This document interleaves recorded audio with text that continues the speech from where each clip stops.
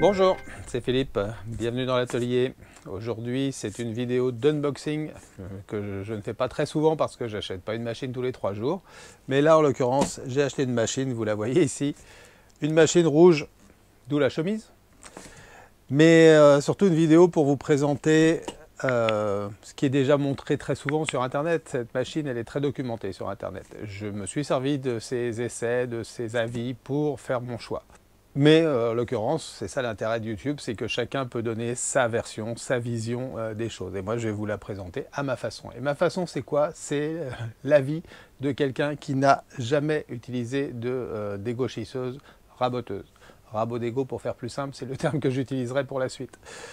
Voilà, donc je vais découvrir ça, comme j'ai découvert précédemment la scie sous table, il y a déjà un petit moment, et puis la défonceuse à l'envers sous une table, pour réussir à faire quelque chose.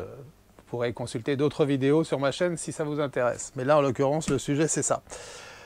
Un unboxing, c'est quoi? Bon, c'est sortir la machine du carton, ça, c'est pas vraiment incroyable. Mais après, c'est les étapes assez traditionnelles sur des machines d'atelier. Il y a généralement des pièces à assembler parce que tout n'est pas assemblé. Il y a souvent un petit peu de réglage à faire. Alors, soit on le voit tout de suite, soit on le voit plus tard. Mais on réfléchira à un réglage dès le début. Et puis évidemment après ça passe par des essais et c'est là que l'utilisateur que je suis sera un novice total sur cette machine.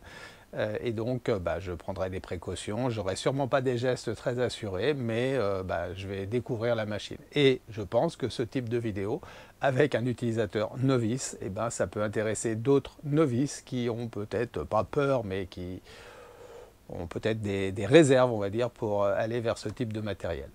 Comment j'ai choisi cette machine? Tout simplement en effet en me documentant sur internet, YouTube et autres supports, en prenant des avis sur différentes marques. Ce type de modèle existe dans plusieurs marques différentes, à peu près dans la même fourchette de prix, entre 300 et 400 euros, et avec des caractéristiques assez similaires. Les avis disent quoi? Que c'est une machine pour faire du petit bricolage. Évidemment, quand on est dans cette gamme de prix, on ne va pas aller raboter des centaines de planches de 4 mètres de long, ou de chevrons, ou de bastings, ou de poutres, ou de je ne sais pas quoi, dans des bois durs. Non, c'est fait pour un usage plutôt occasionnel, avec des matériaux pas trop durs, et puis surtout en étant raisonnable dans ce qu'on lui demande, c'est-à-dire notamment, je pense, en limitant la profondeur des passes d'usinage. Ça paraît juste normal, c'est une machine qui fait 1500 watts, je ne vais pas vous énumérer toutes les caractéristiques, elles sont très faciles à trouver en ligne, vous aurez tous les détails de largeur, profondeur, hauteur, etc.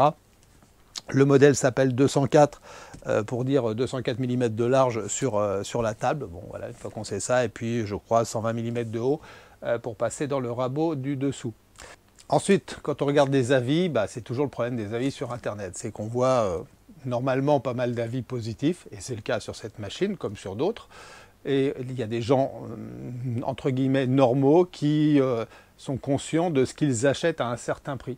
Une machine à 380 euros, je crois, n'a évidemment pas les mêmes possibilités, n'aura pas la même précision, n'aura pas le même résultat qu'une machine 2 fois ou 3 fois plus chère. Ça paraît normal.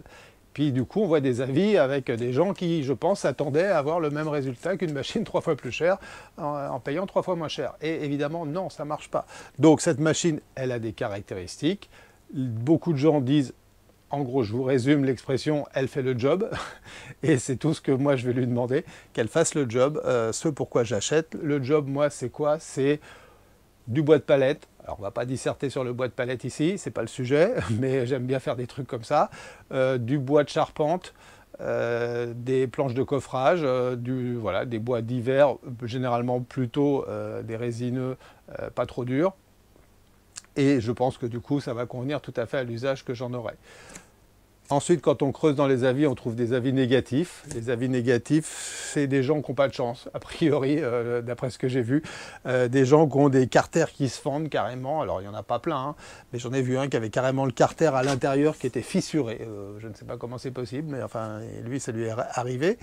D'autres qui ont eu des problèmes avec des poulies, avec des courroies, des roues dentées, enfin, selon les matériels. Et ça, ça peut arriver, évidemment, c'est de la maintenance, mais ça avait l'air d'être un nombre assez restreint d'utilisateurs qui étaient dans ce cas-là. Voilà, donc j'ai fini par me décider. Il y a un petit point faible, je vous en parlerai plus tard, en le constatant ou pas par moi-même. En tout cas, ça parle du guide. Je vous en reparlerai en fonction de ce que moi je vais découvrir sur cette machine. Puisque là, maintenant, il est temps de passer à l'unboxing, au montage et au test. Comme d'habitude, il n'y a plus qu'à. Alors le premier stade de l'unboxing, c'est de sortir de ce carton la machine. Et déjà, c'est pas simple parce que dans le polystyrène qui est là, c'est très serré, vraiment très serré. Donc pour le sortir seul, c'est pas simple. Pour tourner le carton, enfin bon, bref, on y arrive. Hein. La machine, elle est là, je l'ai posée sur un tabouret qui est très stable, c'est temporaire pour faire les essais. Et pour l'instant, tous les accessoires ne sont pas montés. Et ils sont livrés dans des sachets plastiques. Alors, la première étape consiste à déballer tout ça et à identifier déjà si on a bien tous les morceaux. Je les ai étalés ici. Donc, on va les passer en revue.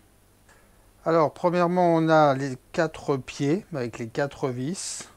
On a 3 clés Allen qui servent à faire le montage, j'imagine. On a la molette pour régler la hauteur de la table du dessous. On a cette molette-là, je ne sais pas trop à quoi elle sert. Je pense que c'est pour la protection sur le dessus, avec les rondelles et un écrou. On a cette petite patte en métal qui, visiblement, sert justement à la protection haute pour le montage, d'après ce que j'ai aperçu sur le schéma pour l'instant. On a ensuite une clé et un support pour ça, je pense que c'est pour régler les lames. On a la protection, enfin pas la protection, le guide latéral. Et puis en dessous, on a cette fameuse protection sur le dessus des lames pour la sécurité. Et on a 2 poussoirs plats et un poussoir long qui est là-bas. Plus les systèmes d'aspiration. Le carter qui lui vient se clipser et qui gère aussi la sécurité pour que la lame démarre ou pas. Et le raccord avec une sortie 100 pour l'aspirateur. Voilà, ça c'est tout ce qui est livré. C'est documenté dans le schéma. J'ai tout pointé, j'ai tous les morceaux. Première étape, le montage des pieds. Alors ça ne devrait pas être le plus compliqué. 4 patins caoutchouc, 4 vis avec des rondelles et 4 filetages prévus en dessous de la machine.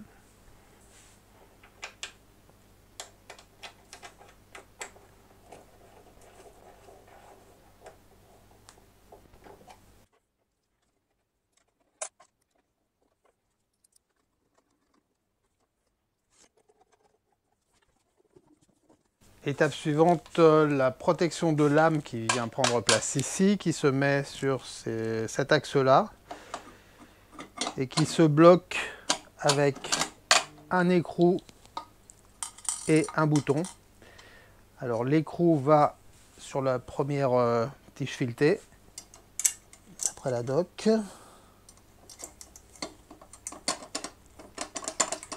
Bon, il faudra une clé pour serrer un peu plus et le bouton ici avec une rondelle aussi qui permet de régler sa hauteur ici et ça qui permet de régler la largeur en fonction du morceau qu'on passe sur le côté. Pour l'instant je vais le laisser dégager comme ceci.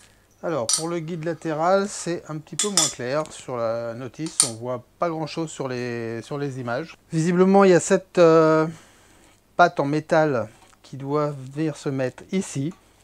Donc là, je suis à 90 degrés, presque.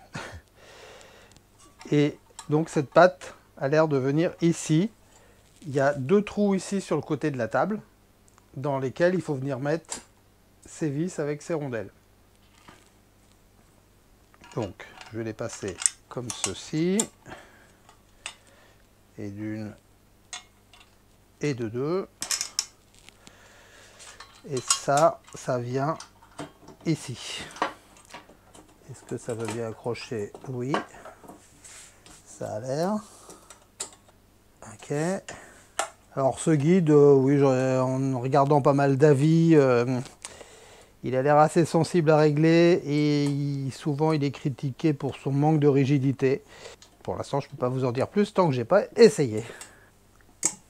Ok, donc là il a l'air d'être remonté au maximum. Je vais quand même aller chercher une équerre pour vérifier ça. Ah oui, d'accord. Donc sur le haut du guide, il y a un 2 mm. Et ici, pareil. Non, à peine 1 mm de ce côté-là. Et par contre 2 mm de ce côté-là. Donc ça veut dire que il doit y avoir un réglage à faire quelque part. Bon, je verrai les réglages quand je testerai le guidage d'angle. Reste à mettre la molette pour régler la table de la partie rabot. Ça doit aller là. Oui. Et on monte ou on descend la table. Bon, ça, c'est pas compliqué. Et puis, je sais pas, on doit l'enlever quand on s'en sert pas, pour pas que ça gêne de ce côté-là. Alors, pour mettre en place l'aspiration, pareil, il y a des photos ici, mais franchement, c'est des photos gris pâle, on n'y voit rien. Dans la notice, c'est pas mieux. Donc, j'ai bien regardé comment c'était fait. Donc, en fait, il y a une sécurité, il y a un contact ici, sur le côté droit. Et ce contact fait que la machine peut démarrer ou pas. Là, si je ne touche pas au contact, j'ai mis sous tension. Si j'appuie sur le bouton on, ça ne démarre pas. Si je soulève le contact, alors évidemment, quand on fait ça, on fait attention à ses doigts. Hein. On ne va pas mettre les doigts n'importe où. Et la machine démarre. Il ne faut pas faire ça. Hein. Et donc, il faut, pour mettre le support, ici, il y a une patte. Et c'est cette patte qui vient appuyer sur le contact. Donc tant que c'est pas au bon endroit et que vous n'entendez pas le petit clic du contact, ça marche pas. Alors, pour la mettre en place, il faut descendre la table complètement avec la vis du dessus. Venir mettre ça en place et entendre le clic normalement quand on est au bon endroit. Voilà. Je sais pas si vous l'entendez bien. Et donc une fois qu'on est au bon endroit, on monte la table pour venir mettre la bouche d'aspiration en pression. Écoutez bien. Voilà. Et donc là, normalement, c'est bon, la machine doit démarrer.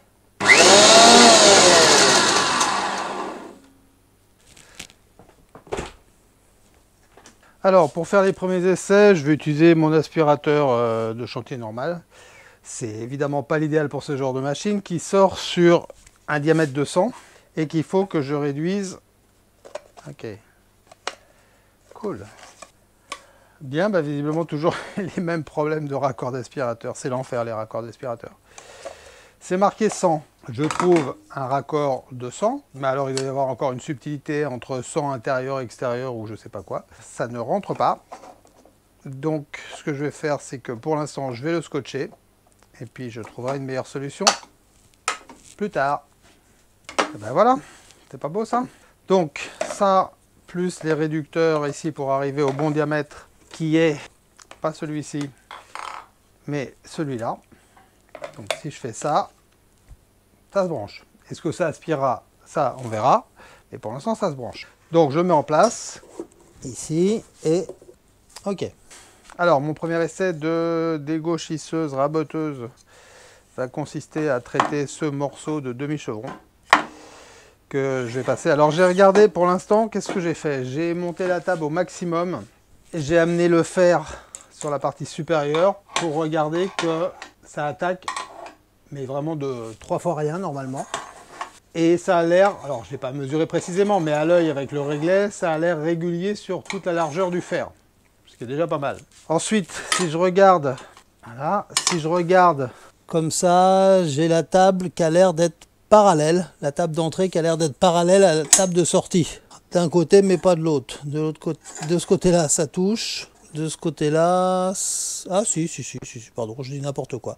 Je vais pas l'avoir bien mis. Ça n'a pas l'air mal. Ça a l'air assez parallèle. Et là, en effet, je suis quasiment à 0. Bon, ça a l'air à peu près droit de ce côté-là. Ça, non, mais ça a l'air. Bon, comme j'ai dit dans l'introduction, j'ai aucune référence sur d'autres machines. Donc, je ne peux pas comparer quoi que ce soit. Je vais raboter ce morceau-là. Alors, visiblement, il faut mettre ce truc-là au-dessus de la lame si on veut prendre quelques précautions. Ok, le morceau, il passe là. Je peux passer mes poussoirs au-dessus. Ben, écoutez, à un moment, il faut y aller. Hein. Donc, les poussoirs, comment ils marchent? Des poussoirs avec des surface un peu antidérapante. Ok, ok, et donc, une fois que je suis de l'autre côté, j'appuie plus de ce côté-là, si j'ai bien compris. On y va? Ah! On y va en branchant l'aspirateur, c'est mieux.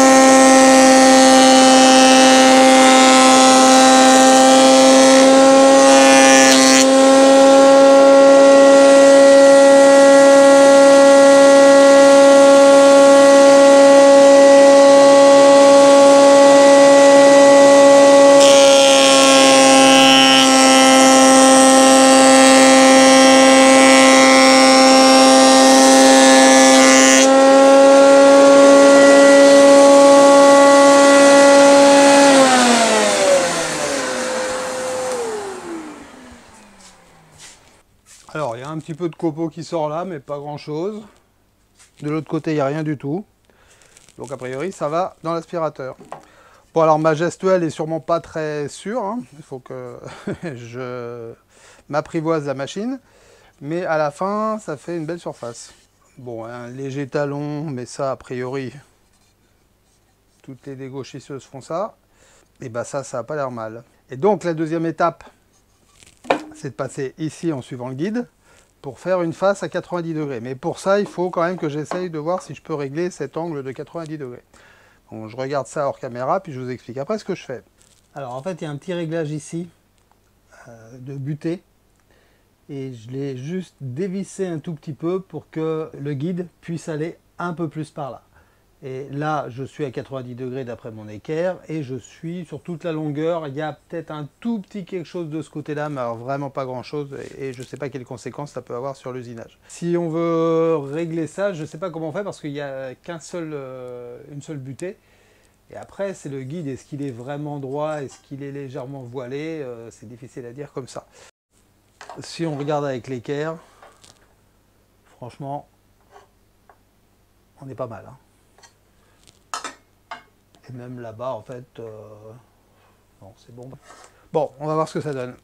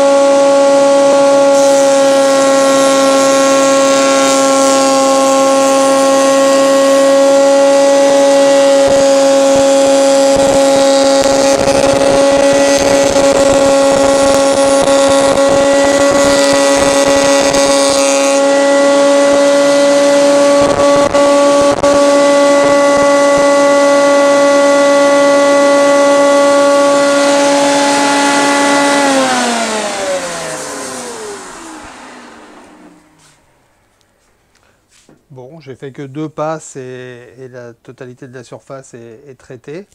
Maintenant, la question c'est, est-ce que c'est d'équerre?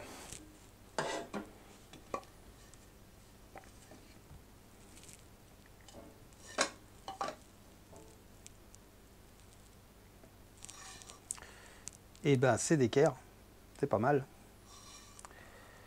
C'est d'équerre et c'est droit. Bon, bah pour un premier essai, c'est pas si mal. Alors une fois qu'on a raboté 2 faces, le but maintenant c'est de passer en rabot pour faire les 2 autres faces, parallèles aux premières qui ont été faites. Pour ça, il faut démonter l'aspiration. On redescend la table.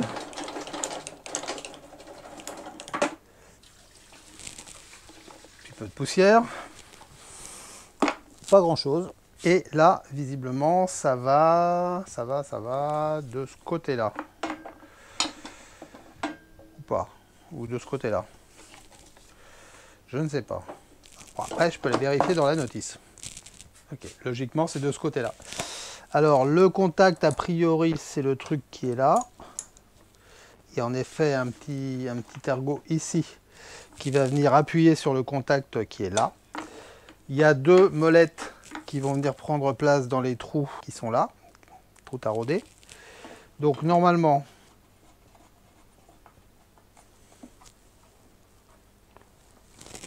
ok, ça tient. Est-ce que la machine démarre? Oui. Et maintenant il faut, alors, il y a des extensions de table pour la sortie, évidemment pas pour l'entrée, c'est pas utile. Ensuite, il faut régler la hauteur. Alors, je suis sur ce côté-là, 34 mm. Je règle ma hauteur de table. Je mets à 35, hein, je vais y aller doucement, donc...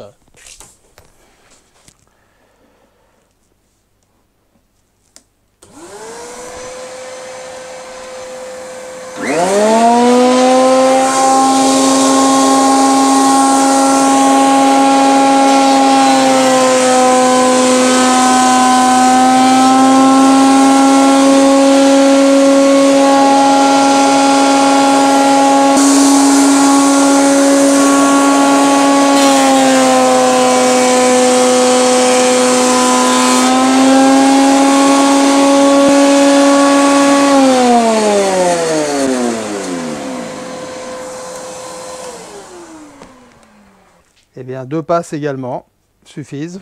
J'ai fait un demi-tour de manivelle seulement pour régler la hauteur. Je vais mesurer tout ça au pied à coulisse après. Hein. Pour l'autre côté, je suis à 57. Alors, 55, 56, 57. Bon, je préfère mettre un peu plus hein, pour y aller tranquille.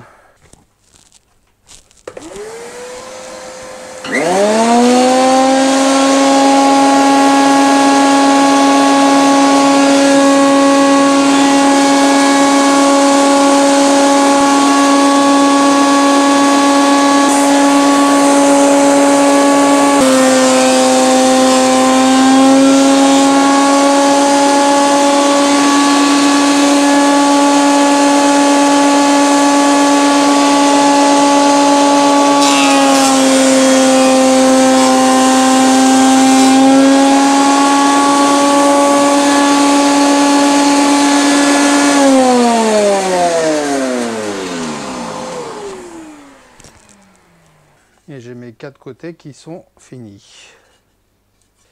Maintenant, reste à mesurer tout ça. Alors, en termes de résultats, le morceau avant, le morceau après, bon, ce ne sont pas des morceaux très gauches. Hein. J'ai commencé par un truc simple, parce que c'est la première fois que j'utilise une machine comme ça. Bon, j'ai raboté vraiment le minimum. Peut-être qu'on pourrait faire mieux encore en état de surface, en rajoutant peut-être une passe de plus.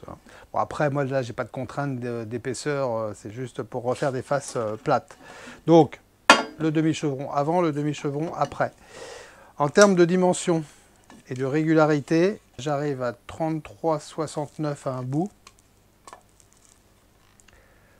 33,65, 65, 64.